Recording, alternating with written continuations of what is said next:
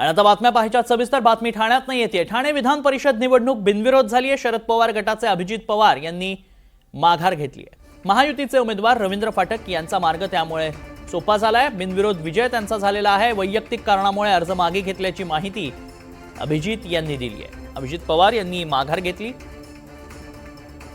अधिक माहिती जाणून घ्या, आमचे प्रतिनिधी रिजवान शेख सध्या संपर्कात आहेत। रिजवान, अखेर रवींद्र फाटकांचा विजय बिनविरोध झाल्याचं पाहायला मिळतंय, काय नेमकी कारणं ठरली यासाठी? तन्मय, आपण जर पाहिलं तर ज्या पद्धतीने ठाणे पालघर विधान परिषद जागेवरती राष्ट्रवादी काँग्रेस पार्टी महाविकास आघाडीच्या माध्यमातून अभिजित पवार म्हणजे जे जितेंद्र आव्हाड यांचे माजी सुविधायक होते त्यांना उमेदवारी देण्यात आली होती आणि महायुतीच्या माध्यमातून रवींद्र फाटक जे आहे ते ठाणे पालघर विधान परिषद जागेवर लढत होते। परंतु आज सकाळी जे आहे ते अचानक अभिजित पवार यांनी जे आहे ते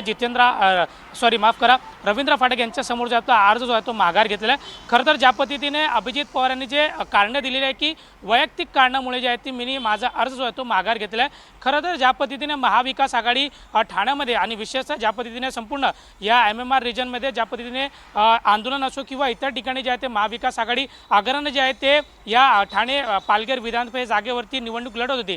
परंतु अचानक अभिजित पवार यांचा माघार गेल्याने कुठेतरी रवींद्र फाटक जे महायुतीचे उमेदवार आहे यांचा जो मार्ग तो मोकळा झालेला आणि विधान परिषद जागेवरती त्यांची बिनविरोध देखील निवड झालेली आहे। त्यामुळे महायुतीचा एक मोठा वर्चस्व जातो ठाण्यामध्ये पुन्हा होताना आपल्याला दिसून येत आहे। खरं तर अनेक नाट्यमय देखील ठाण्यामध्ये पाहायला भेटलं। खरं तर हितेंद्र ठाकूर यांना ज्या पद्धतीने एकनाथ शिंदे यांनी सांगितलं की तुमचा पक्ष या आमच्या शिवसेनेमध्ये विलीन करा, परंतु कुठेतरी हितेंद्र ठाकूर यांच्याबरोबर ती संगनमत झाली नाही आणि त्याचमुळे महायुतीच्या माध्यमातून विशेषतः शिवसेनेच्या माध्यमातून रवींद्र फाटक यांना जे आहे ते ठाणे पालघर विधानसभा जागा जी आहे ती देण्यात आली आणि अभिजित पवार यांनी ज्या पद्धतीने माघार घेताना कुठेतरी त्यांचा मार्ग जो आहे तो मोकळा झालेला आहे आणि या ठिकाणी त्यांची बिनविरोध निवड देखील झालेली आहे। तन्मय, नक्कीच धन्यवाद रिजवान, आपण दिलेल्या सगळ्या सविस्तर माहितीसाठी।